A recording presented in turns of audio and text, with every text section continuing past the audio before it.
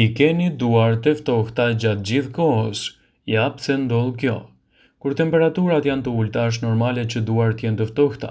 Mirë, po nëse ndjeni se keni vazhdimisht duart të ftohta edhe nëse nuk keni jashtë, mund të tregojë në probleme të caktuara si tonel flajnë. Një prej tyre është anemia. Nëse ndjeni të dobët të lodhur, keni dhimbje koke dhe duart janë vazhdimisht të ftohta, mund të keni mungesë ekuri në trup. Funksioni i dobët i tiroides mund të jetë një arsye. Hipotiroidizmi ose funksioni ngadalë i tiroides çon në një ngadalësim të metabolizmit, duke rezultuar në ekstremitete të ftohta. Diabeti, fërkimje në pullum dhe në shputat e këmbës dhe i ftohti mund të jetë shenjë e parë e diabetit. Stresi, kur jeni në stres, adrenalina që prodhohet në gjëndra mbiveshkore kërcen ngushtonjen e gjakut, kështu që qarkullimi është më i dobët dhe duart ose këmbët janë të ftohta.